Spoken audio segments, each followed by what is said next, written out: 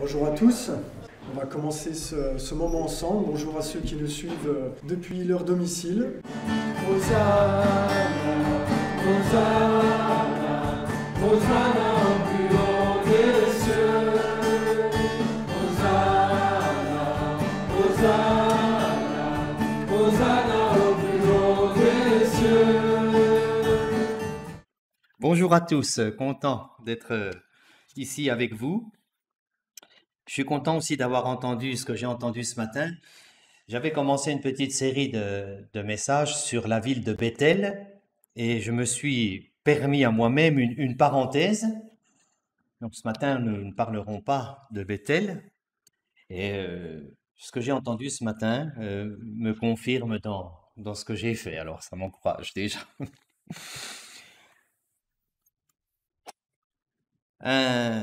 Imaginez une belle nuit étoilée d'été, la voûte céleste scintille dans toute sa splendeur et un rabbin marche en pleine nuit donc sous ce ciel avec son disciple derrière lui et le disciple il est tellement étonné vraiment de cette grandeur qui trépigne derrière lui, il n'y tient plus, puis au bout d'un moment, il se penche vers son maître et il lui chuchote à l'oreille, Rabbi, quel silence!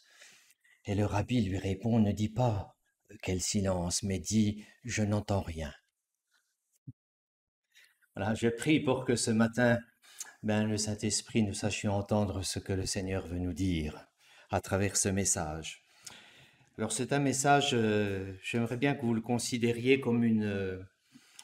comme si je vous lançais des balles, en quelque sorte, et que vous puissiez discerner celles que vous pouvez prendre au rebond, celles avec un S ou pas.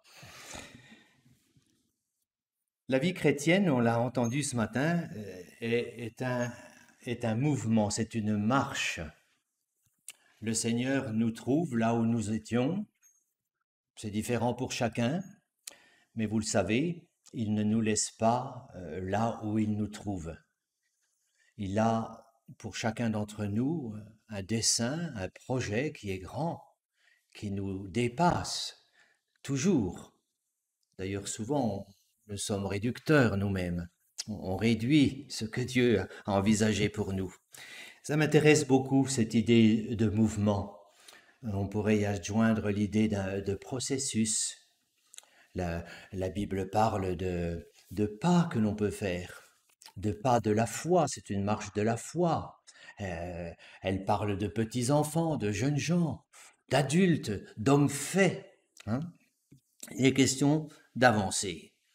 Toi, suis-moi. Alors, nous sommes, vous et moi, dans cette marche-là. Eh bien, en parlant de marche, j'ai dû repenser à cela. Moi, j'ai toujours aimé la prédication. Je me suis converti en 1978. Ça commence à faire. J'avais 21 ans. Je venais d'un milieu plutôt chaotique. Pas de mes parents. Mes parents étaient protestants, en tout cas de nom. Mais moi, j'ai voulu prendre mes chemins à moi. Entre parenthèses, je ne sais plus si je vous l'ai déjà dit, mais je le redis quand même. J'ai lu un livre qui m'a fait beaucoup de mal. Il faut faire attention à nos lectures. Moi, j'étais dans le mouvement hippie, enfin en tout cas intéressé par ça. Oui, ne rigole pas, cheveux longs, idées courtes. Ouais. Mais et il y avait une émission, Pop 2, hein, il n'y a pas beaucoup de chaînes à la télé à ce moment-là. Patrice Blanc-Francard, voilà, moi j'ai regardé ça. Il y avait aussi, et il y avait un journaliste qui s'appelle Michel Lancelot qui a écrit un livre qui s'appelait Nous voulons voir Dieu en face. Et ce livre-là m'a fait beaucoup de mal. Parce que moi je voulais voir Dieu en face. Si Dieu existe, de préférence je préférais le voir en face.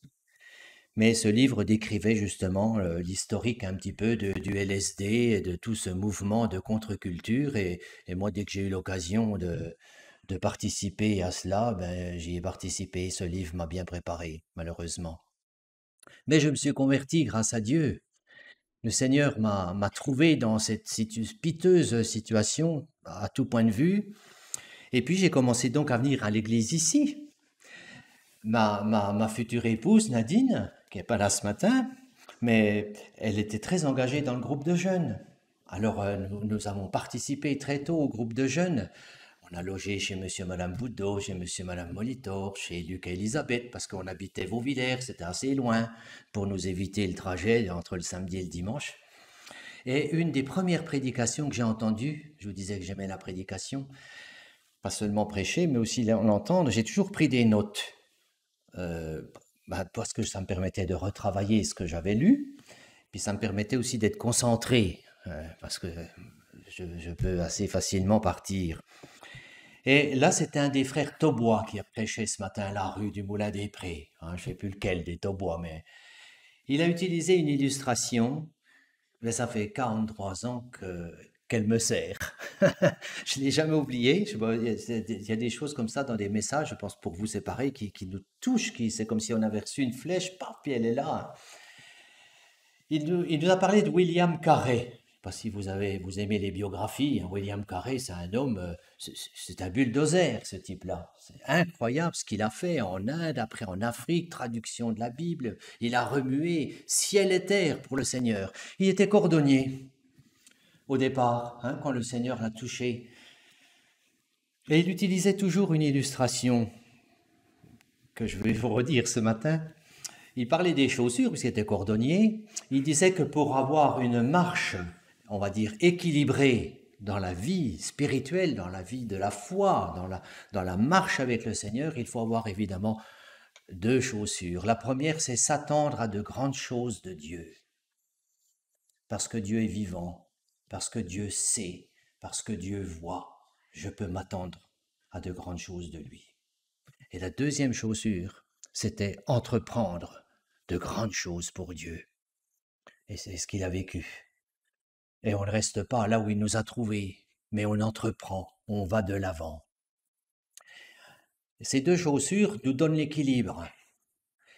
Et on est déséquilibré quand on vit une vie chrétienne en attendant tout de Dieu. Bon, puisqu'il est Dieu, il va pourvoir, il va fournir, il va intervenir, il va faire. Il n'y a qu'à faucon. Et quand ça ne marche pas, c'est de sa faute. Non, ce serait déséquilibré, ce serait marcher à cloche-pied, ce serait être bancal. Il y a des chrétiens comme ça. Je ne sais pas si ça vous concerne. Je pense à mes balles au bon, chopez-la si ça vous concerne. Vous êtes clopin-clopant si vous êtes comme ça. Moi, je serais plutôt un peu l'autre. Entreprendre, faire, être actif. Et puis Dieu n'est plus là, quoi. Moi, je suis occupé. Si, on a besoin de lui de temps en temps pour signer en bas de nos projets, de ce qu'on a fait. Vous voyez, on sourit, mais nous sommes un peu comme ça. Alors ce matin, je voudrais vous parler d'objectifs. Voilà, c'est ça mon thème. Si vous n'avez pas d'objectif, c'est le meilleur moyen de ne rien atteindre du tout. C'est important d'avoir des objectifs, de savoir où on va. Moi, je me suis occupé de malades d'Alzheimer un peu toute ma vie. Vous savez que c'est des gens qui bougent beaucoup, qui marchent beaucoup. Mais la marche d'un malade d'Alzheimer, ça s'appelle de la déambulation. Ça n'a ni queue ni tête. Il n'y a pas de sens. Dans la marche avec le Seigneur, c'est important qu'on puisse se fixer des objectifs. Alors tout de suite, je vais vous en donner 3. C'est des objectifs très généraux. À vous de les accommoder. Ça peut se décliner sous toutes sortes de formes, mais fixez-vous des objectifs, pas des objectifs extravagants. Moi, j'ai souvent, quand j'ai eu des échecs, des difficultés, je me suis fixé des objectifs, mais j'ai fait le grand écart. Ça fait mal, puis j'ai pas réussi. Non, la marche avec Dieu, ce serait ridicule. On fait un pas après l'autre, mais on sait où on va. Et puis avec l'objectif, il y a toujours aussi l'idée, on n'en parlera pas plus que là, de bilan. On regarde ce qu'on s'est fixé, puis est-ce qu'on y est arrivé, comment, pourquoi pas. Alors ces objectifs, ils vont s'appuyer sur une prière du XIIe siècle, excusez du peu, ça devait être un gentilhomme qui s'appelait Richard. C'est pour le clin d'œil à ma belle-sœur. Son mari s'appelle Richard Gentillon. Et cette prière dit ceci. Seigneur, Aide-nous à te connaître plus clairement, à t'aimer plus tendrement et à te suivre plus fidèlement. C'est tout simple. À te connaître plus clairement, ce sera le premier objectif, à t'aimer plus tendrement, deuxième, et finalement à te suivre plus fidèlement. Je vous ai dit, c'est très général. Premier, te connaître plus clairement. Connaître Dieu. Quelle ambition! D'ailleurs, est-ce raisonnable, est-ce possible? J'ai parlé avec des gens qui prendraient ça comme un peu prétentieux quand même. Et pourtant, connaître Dieu, c'est lui qui nous a connus d'avance. Alors, il y a un très bon livre qui s'appelle « Connaître Dieu » de James Packer, je ne sais pas si vous l'avez lu. Et dans l'introduction, il parle de deux groupes de personnes. Imaginons en Espagne, au soleil, il y a un groupe sur un balcon qui regarde en bas dans la rue, un autre groupe de passants. Et les spectateurs sur le balcon commentent, mais d'où viennent-ils? Comment est-ce qu'ils sont habillés? Où est-ce qu'ils vont? Qu'est-ce qu'ils vont faire au bout de la rue? Aller à droite, à gauche? Enfin, ils se posent toutes sortes de questions.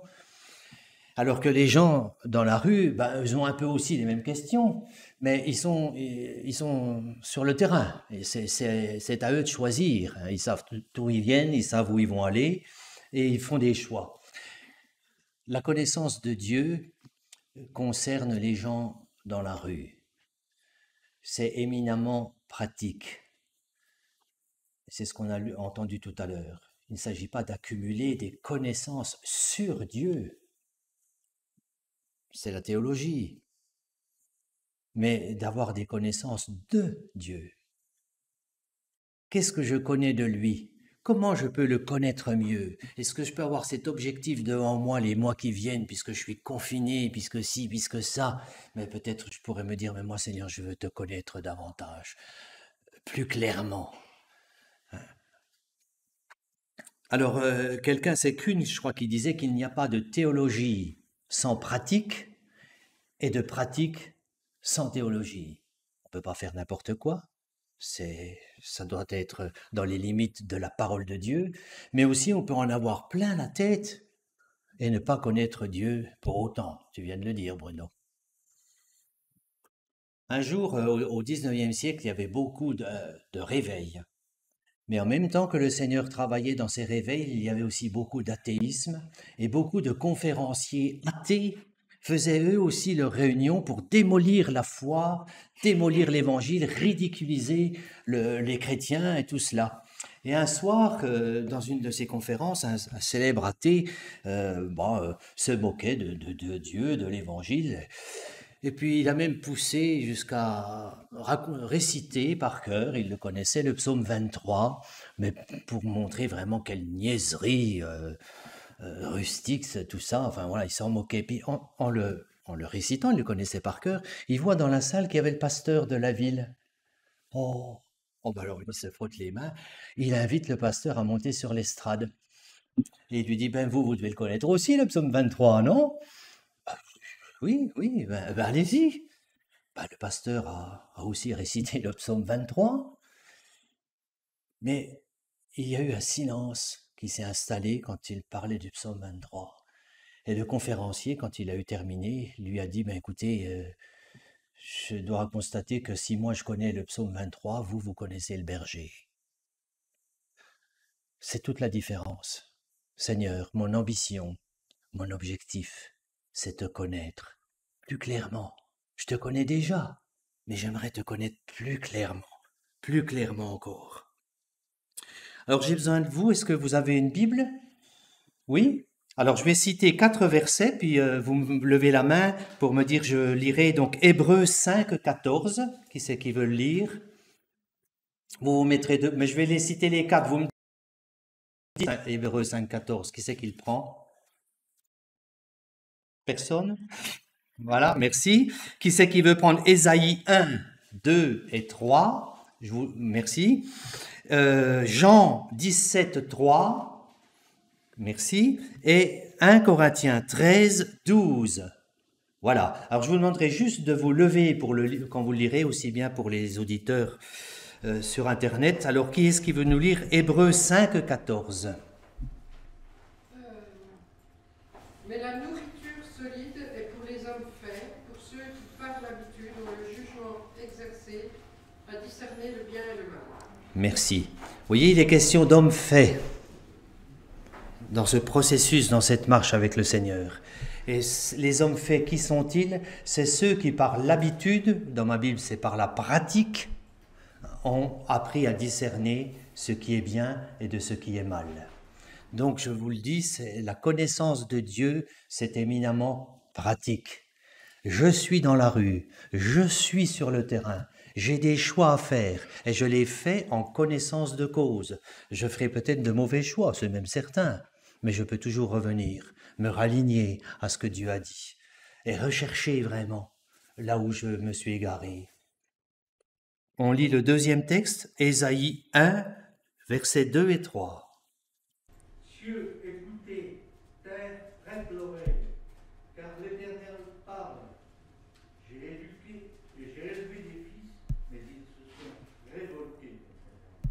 Le bœuf connaît son possesseur, et l'âne, la crèche de ses mères.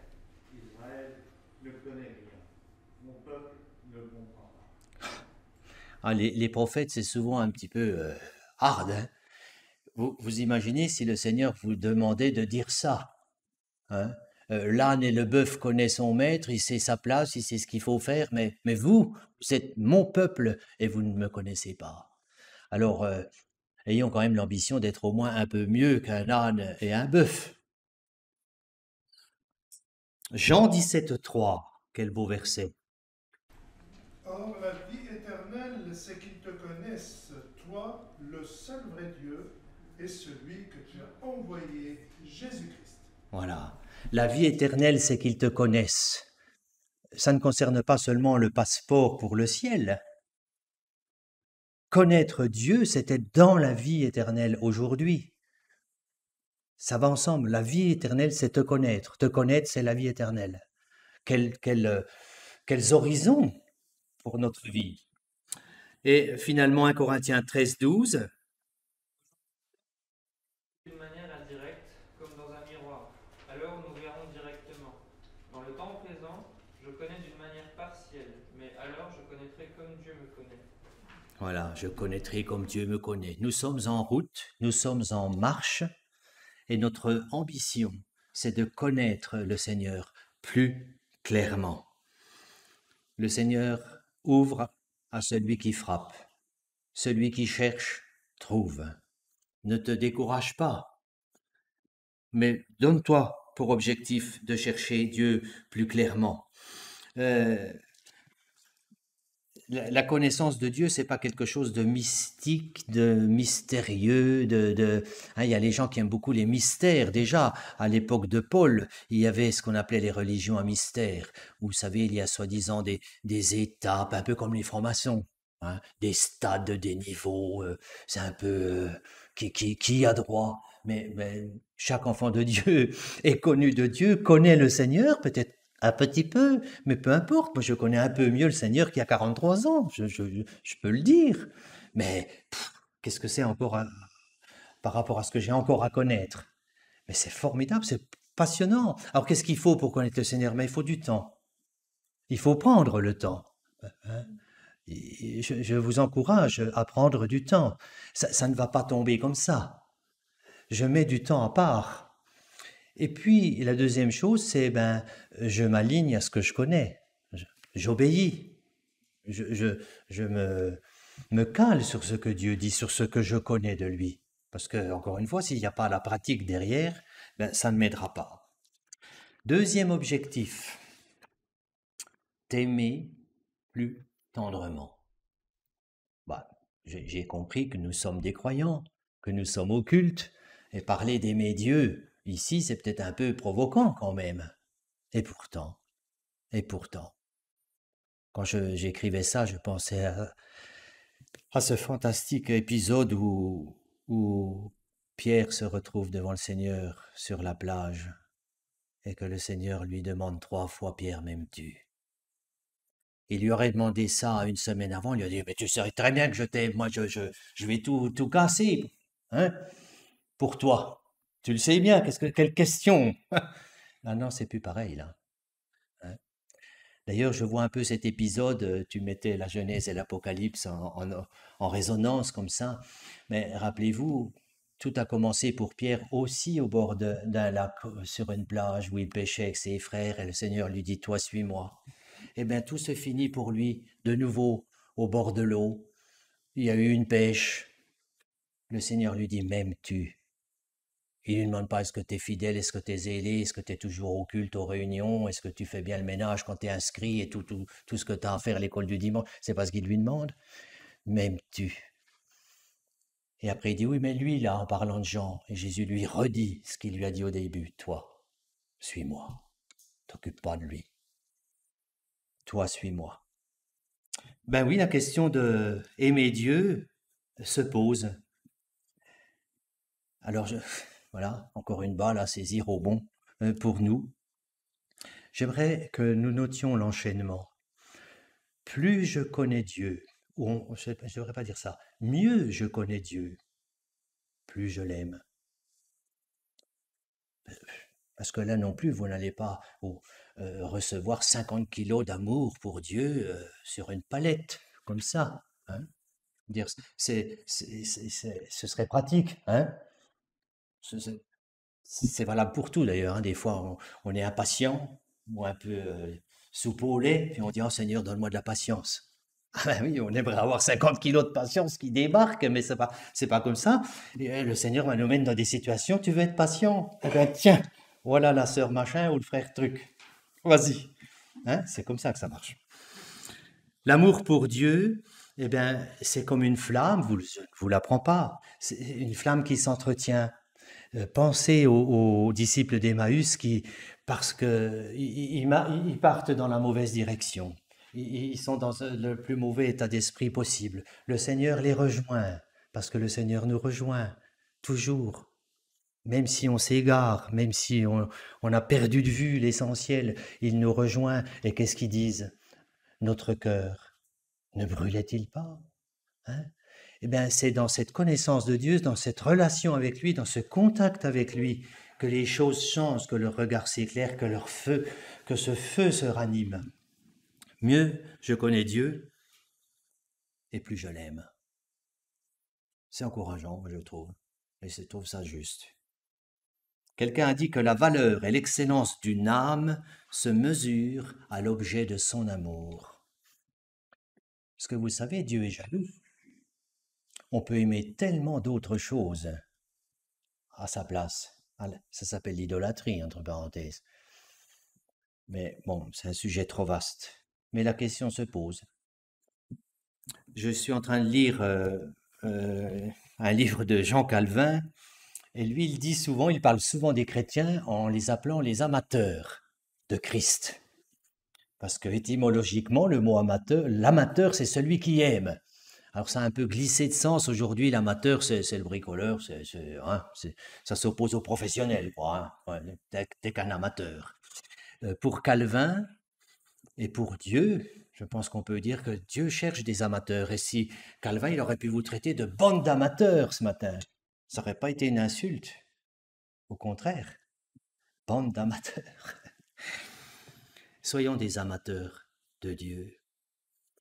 Parce que ça s'oppose aux professionnels peut-être, mais il y a des amateurs qui sont très pointus. Un amateur de n'importe quoi, de champignons, on peut aller lui parler de champignons, il en sait quelque chose parce qu'il aime ça. Il s'y intéresse, il prend du temps, il se documente, il se renseigne. Mais soyons des amateurs de Dieu, passons du temps avec lui, entourons-nous aussi des bonnes personnes, de ceux qui comme nous, ont cette ambition-là, puis encourageons-nous mutuellement. Alors, j'ai de nouveau 4 versets. Est-ce que quelqu'un veut prendre le psaume 37, verset 4? Qui c'est qui veut le prendre? Oui, merci. Ésaïe 58, 13, 14. Merci. Job 22, j'avais vu une main là-bas. Job 22, qui c'est qui veut le prendre? Merci. Il faut être rapide là. Hein. Psaume 73, je vous redirai les références après. Encore la dernière, c'est psaume 73. Qui c'est qui veut le prendre? 25 à 28. Merci. Alors, nous écoutons le psaume 37, verset 4. Fais de l'Éternel tes délices et il te donnera ce que ton cœur désire. Merci. Alors, c'est vrai que, humainement parlant, spontanément, on retient facilement la deuxième partie. Il te donnera ce que ton cœur désire. C'est tristement humain. Mais il est bien dit, fais de l'Éternel tes délices. C'est-à-dire que j'ai une part, ma volonté doit y être engagée. Ça ne viendra pas, je pense toujours à ma palette. Fais de l'Éternel tes délices. Je ne peux pas tout attendre de Dieu, je dois aussi entreprendre. Eh bien voilà, c'est une volonté. Seigneur, j'ai comme objectif de faire de toi mes délices. Je veux apprendre. Montre-moi, ouvre mes yeux. Ésaïe 58, 13, 14. Je ne sais pas qui avait levé la main. Vas-y. Si tu retiens ton pied pendant le sabbat, pour ne pas faire ta volonté en mon saint jour, si tu fais du sabbat tes délices, pour sanctifier l'Éternel en le glorifiant, et si tu l'honores en ne suivant point tes voies, en ne te livrant pas à tes penchants et à de vains esprits, alors tu mettras ton plaisir en l'Éternel, je te ferai monter sur les hauteurs du pays, je te ferai jouir de l'héritage de Jacob ton père, car la bouche de l'Éternel a parlé. Merci. Oui, s'il y a une ambiguïté, je respecte le sabbat, je suis présent, je fonctionne, ça tourne, mais si dans mon cœur, c'est pas, il n'y a pas ce feu, ou si ce feu c'est un petit peu est en danger de s'éteindre, ben ça va pas, c'est bancal. Mais le texte dit bien, si tu fais de l'Éternel tes délices, je te mènerai sur les hauteurs. Tu pourras prendre possession du pays. Il y a vraiment quelque chose à la clé. Alors, ayons cet objectif là aussi, d'aimer le Seigneur plus tendrement. Je voudrais qu'on lise Job 22, 21 à 26, s'il vous plaît. Accorde-toi donc avec lui, fais la paix avec lui. Ainsi tu connaîtras de nouveau le bonheur. Accepte l'instruction émanant de sa bouche, prends à cœur ses paroles. Si tu reviens au Tout-Puissant, tu seras rétabli. Tu feras disparaître l'iniquité de ta demeure. Si tu jettes l'or pur dans la poussière et l'or d'Ophir aux cailloux du torrent, alors le Tout-Puissant sera pour toi de l'or et des monceaux d'argent, car alors tu feras tes délices du Tout-Puissant, tu lèveras le visage vers Dieu. Merci. Aimer autre chose que Dieu, en tout cas autant que lui, c'est vraiment se mettre dans notre relation entre lui et nous, se mettre toutes sortes d'obstacles qui rendent notre chemin gris, lourd, pénible. Parce qu'en fait, je ne suis pas fait pour ça. Si je cherche mon plaisir, j'ai envie de dire, à l'horizontale, soit, mais je perds l'objectif, je perds le sens de ce que Dieu a voulu pour moi. Parce que, encore une fois, Dieu a des projets bien plus grands que moi. Alors, je ne vais pas résister au plaisir de vous lire un petit passage pour terminer sur cet objectif-là. Vous connaissez Le Petit Prince d'Antoine de Saint-Exupéry. C'est l'histoire du renard qui demande au Petit Prince de l'apprivoiser. Le renard lui dit: tu n'es encore pour moi qu'un petit garçon, enfin tout semblable à 100 000 petits garçons. Mais je n'ai pas besoin de toi. Et tu n'as pas besoin de moi non plus. Je ne suis pour toi qu'un renard semblable à 100 000 renards. Mais si tu m'apprivoises, nous aurons besoin l'un de l'autre. Tu seras pour moi unique au monde, et je serai pour toi unique au monde. Et après un bref dialogue, le renard poursuit. Ma vie est monotone, je chasse les poules, et les hommes me chassent. Toutes les poules se ressemblent, et tous les hommes se ressemblent. Je m'ennuie donc un peu. Mais si tu m'apprivoises, ma vie sera comme ensoleillée. Je connaîtrai un bruit de pas qui sera différent de tous les autres. Les autres pas me feront rentrer en terre. Le tien me fera sortir hors du terrier comme une musique. Le petit prince se mit à apprivoiser le renard en observant les rites convenables. Lorsque l'heure du départ du petit prince approcha, le renard lui fit cadeau d'un triple secret dont voici la première partie. Je suis sûr que vous la connaissez. On ne voit bien qu'avec le cœur. L'essentiel est invisible pour les yeux. Seigneur, apprends-moi à t'aimer plus tendrement. Troisième et dernier objectif, te servir plus fidèlement.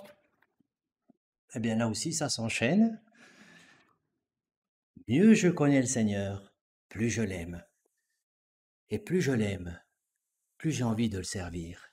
J'ai pas peur de le servir. Je vais pas y laisser des plumes.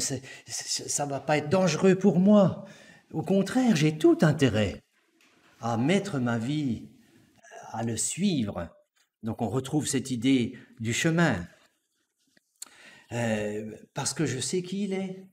Je sais ce qu'il a fait. Je commence à comprendre ses desseins.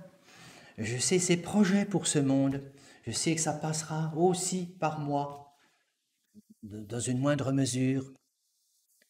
Jésus est le chemin, la vérité et la vie.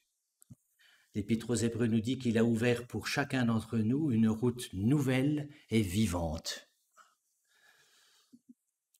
Et Paul dira à Félix, à la fin des Actes, plusieurs fois il donne son témoignage, il dit « Je t'avoue bien que je sers le Dieu de mes pères selon la voie qu'ils appellent une secte, croyant tout ce qui est écrit dans les Écritures. » La voie. Suivre le Seigneur. Faire des pas avec lui. Alors c'est sûr que si le christianisme est pour moi, comme on l'a entendu aussi tout à l'heure, un ajout, un petit plus sur ma vie, au même titre que mon travail, ma famille, mes loisirs, ben je passe totalement à côté de ce que Dieu veut pour moi.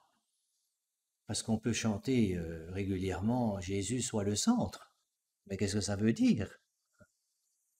Si le christianisme est juste un petit plus, ben ça ne va pas. C'est pas ça que Dieu veut. J'ai lu le témoignage d'une fille qui disait « Je suis une enfant de Dieu faisant office de secrétaire ». Ouais, c'est intéressant comme témoignage. C'est pas une secrétaire qui est chrétienne, c'est une chrétienne qui est secrétaire, qui fait office de secrétaire. Elle disait ça comme ça, mais ça demande un peu réflexion, mais vous voyez, le centre de sa vie, c'est pas son travail, c'est pas sa famille, c'est pas son village, ou son club, ou son association, je ne sais pas, c'est le Seigneur. Et le Seigneur est partout avec elle, parce qu'il est le centre. Seigneur, je veux te suivre plus fidèlement. Je veux pas simplement un peu saupoudrer. Quelqu'un a dit, si Dieu est ton copilote, change de place. Elle est bonne, hein? Ah oui, mais nous on est contents si Dieu est notre copilote. Bon, ben c'est bon, ça va rouler maintenant. Mais c'est pas du tout ce que Dieu veut.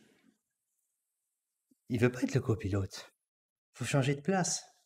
Que le Seigneur nous aide, hein, je le dis sur le mode de l'humour, parce que je suis comme ça, mais...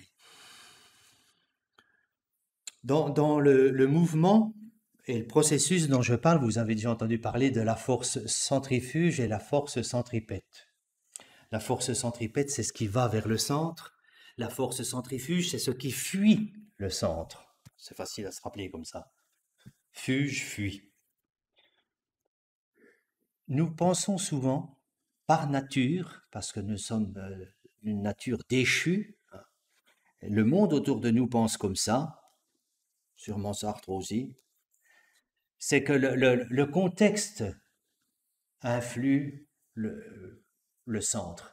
On aimerait que les choses s'arrangent, qu'il y ait plus ci, qu'il y ait plus ça, un peu plus de ci, un peu moins de ça, pour que les choses aillent mieux pour moi. Et on essaye de jouer avec des différents leviers qu'on a pour éviter ci, favoriser ça, en espérant que ça change dans notre cœur, au fond.